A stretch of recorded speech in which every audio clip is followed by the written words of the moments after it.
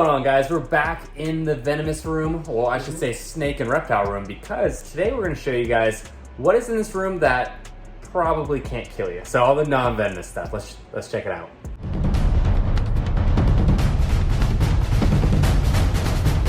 All right, guys. So first up is one of the anacondas. So Kyle just said, I mean, we're building a snake room. We're going to have a lot of stuff on display, and he thinks this female's a little small. So I told him that she looks a lot bigger when she's out of her cage and stretched out than she does in the enclosure.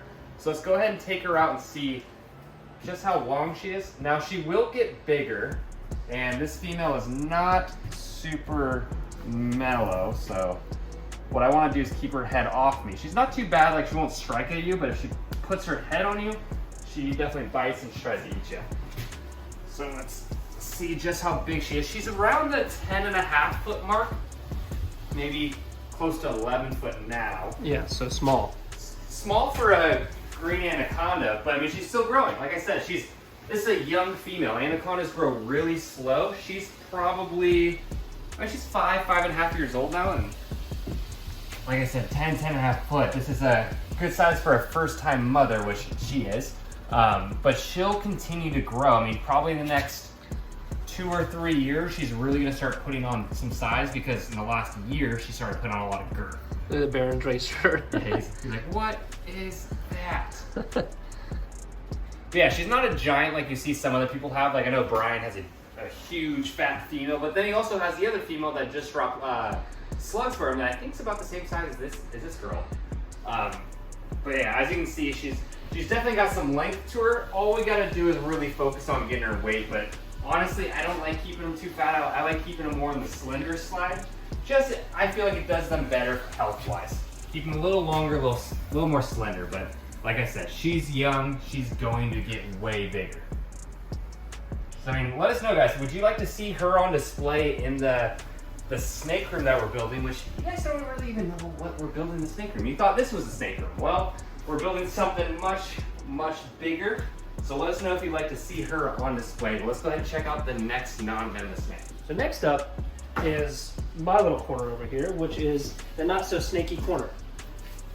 And it's one of the most basic of reptiles, but He's gonna grab you. He's like, call me basic again. Yeah. You call it basic.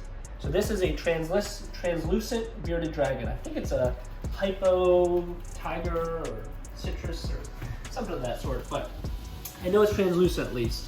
So I love the coloration on the translucents. Where are you going? Hold on. Oh. So this is what I enjoy, especially with her having them on the bottom shelf. So I'll probably do this, put the others on the bottom just so I can do this, because it's definitely fun. And she is a little spitfire. But yeah, she's always, I've always loved bearded dragons, and always loved how the size of them, how simple they are, obviously. You know, with the crocodiles, it's always this grand thing to build just one enclosure. But these guys definitely don't need as much. I'd love to look into if you can keep them outdoors. I know, for example, like shinglebacks don't do well at all with humidity, but blue-tongued skinks do. So 2 Australian lizards, one does really well. Well, one, I guess, can deal with the humidity down in Florida. One doesn't. So I want to do some more research with bearded dragons to see if they do. If they do, I'd love to also do rescues with bearded dragons, because it being a common pet, there's a lot of them that just need homes. So I'd love to, if I can, set something up outdoors here and put them on a giant enclosure. Now, obviously, maybe you just have to get the rain off of them. If they can take the humidity, just not the rain, then we just have to build a roof. That'd be kind of cool with like a sheep pile enclosure, like a giant, like 20 by 30 foot, and just have like a tree in there, and just have like a naturalistic, like Australia enclosure with bearded dragons. Yeah, it'd be super cool. So you could definitely do it with frilled dragons. I know they tolerate more humidity. Do they? Oh yeah, so that'd be actually really cool. Wouldn't it? So I'd love to do something like that, because again, it's, you know, there's definitely a need for rescues, especially with common pets. But she is so beautiful. I love that orange stripe down her back. And again, just the simplicity of bearded dragons. All my other reptiles are far from simple. You know, once you set them up, they're easy, but setting them up is quite an adventure. All right, girl. No. Okay. And she's gone. She's gone. You said she was simple and she ran away on you. Yeah. So you're just throwing crickets, just get her attention and let her come back. And then we'll try to grab her. If she eventually sees it. She's looking at it sideways. Is she? Oh, Yeah. is she looking at it? Kinda. I think she knows better. She's like, I'm not gonna come out there, you're gonna catch me. I'm on. That's it. Oh. Oh, is she gonna take the bait? Is she gonna take the bait? Take the bait. We're gonna make it work for her, aren't you? She's gonna run to that side of the rack. She knows you're gonna try to catch her. All right, girl. Come on. Ah! And she will bite too. Did you get that one? Or she just run I around? think she just ran around. Oh, you're in. All right, perfect time to grab her. Yeah. Hey! All right, get in there, girl. All right, guys. Now that we saw the beardies, let's go check out some snakes that I have that also will not kill you. All right, so this is gonna be short and sweet because I'm not a snake guy, but these are snakes that I find really cool. So these are T-positive blood pythons. These were produced by a good friend of mine that I've known for, honestly, probably 20 years, because he actually worked at the pet store that I first bought my reptiles from when I first got into it when I was probably 6 years old, and buying mice from when I first got my alligators. So I've known him for a very long time. So he still lives up in Pennsylvania, and he started producing these beautiful blood pythons. And I love them just because, again, they don't kill you. You can interact with them easily, and you can see this one's going to be shedding soon. Well, you say that, but these are also captive bred, multi-generation in blood pythons. The one behind you in the 6-foot cage, that one, when it was this size, it wanted to kill you. Yeah. Yeah, honestly, I mean, if that one grabbed the wrong spot, it probably could. It probably could kill you.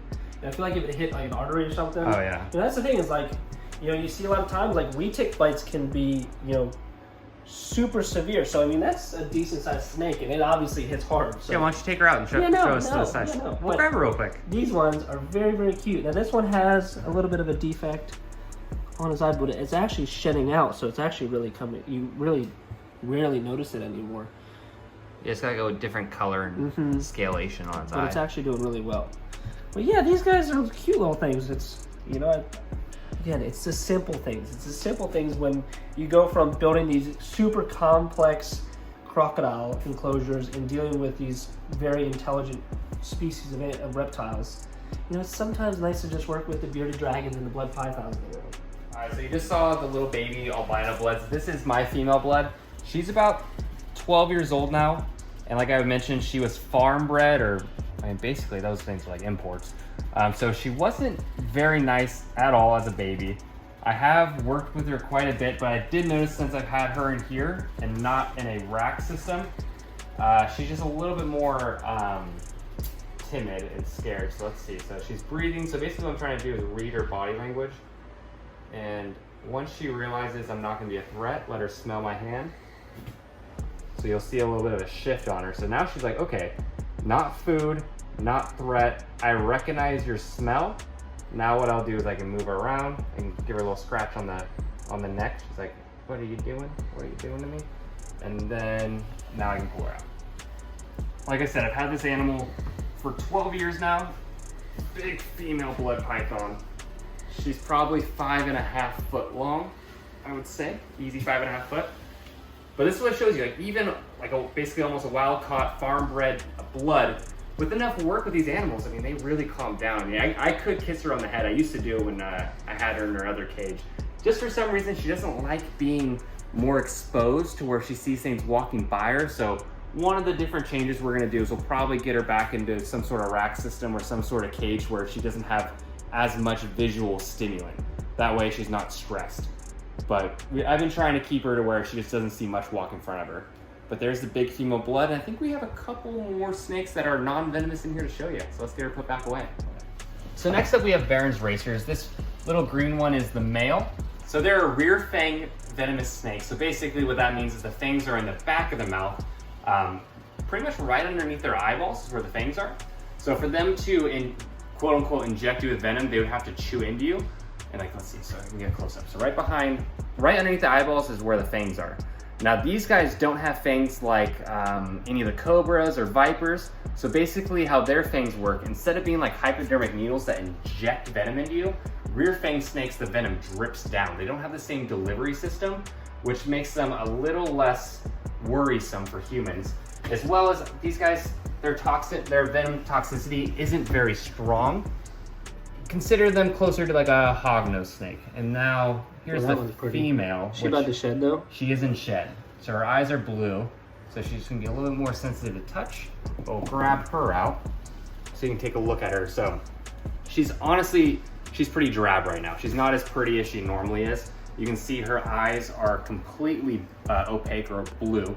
So she can't see very well, if at all. So we won't bother her too much.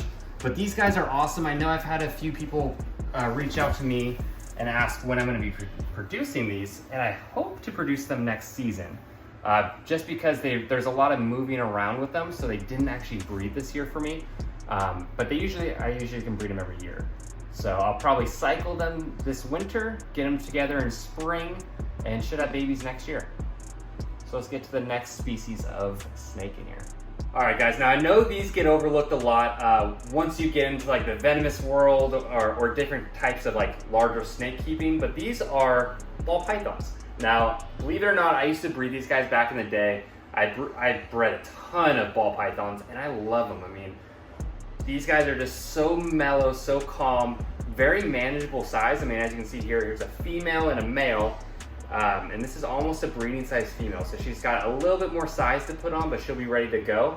But this is a breeding size male. I mean, you could even keep an adult male about this size. They can get larger. I have seen them much bigger. However, they typically go anywhere from like 3 to 5 foot long. That's average size for them.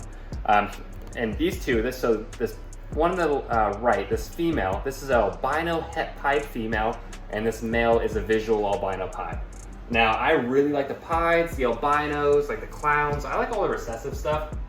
However, when I took the plunge in getting into venomous and I just went all out with venomous. I got rid of all my non-venomous stuff basically. I kept a few holdovers like these guys, the Bloods, and the Sand Boas you're gonna see next. But honestly, I really like these guys and I do plan on breeding them again. I'll breed them this season as well as some other ball pythons I have, just because for a lot of the people, especially even people that watch our channel, that can't keep a king cobra, a bushmaster, a taipan, Mengshan vipers, most of them can keep a ball python. I mean, they don't take a whole lot of room, a whole lot of space, and like you see here, they're not very bitey, they're not gonna kill you, so they do make a great beginner pet snake, as well as even like if you've kept snakes your whole life. I mean, ball pythons are as good to have. It's a snake that you can hold that's not gonna kill you. So I do plan on producing these this season, as well as the barons. There's a lot of snakes that are gonna be bred this season, more for the average person, the person that just wants to keep 1 or 2 really pretty snakes and enjoy snakes rather than keeping the more technical venomous snakes. So let's go ahead. I think we have one more species of reptile in here that's non-venomous, which is the Sand Boa. So let's go ahead and grab them. All right, guys, so here's another one of my non-venomous holdovers from when I used to breed snakes. So this is a Anery Kenyan Sand Boa. This is a big female. This is a proven breeder that I have. I actually have 2 adult females, Kenyan Sand Boas, both Anery. However, I don't know if I'm gonna breed these guys ever again. I just really like them. So I haven't had the heart to get rid of them, but I also don't really know if I wanna breed them. So they kind of are just sitting in the snake room. I take them out every once in a while and make sure that they get food. But as you can see, most Sand Boas are typically pretty bitey. The ones I have are both like this. Once you have them out and they realize they're not getting fed, they're really calm animals. So like I said, I may breed these guys again one day, but I'm not really planning on it. I really just like them as pets at this point. But I think that is all the non-venomous stuff we have here in the snake room. So if you liked today's video, make sure to like, comment, subscribe. Follow us on our Instagram at Primitive Predators. Also check out our Patreon, and we'll see you on the next one.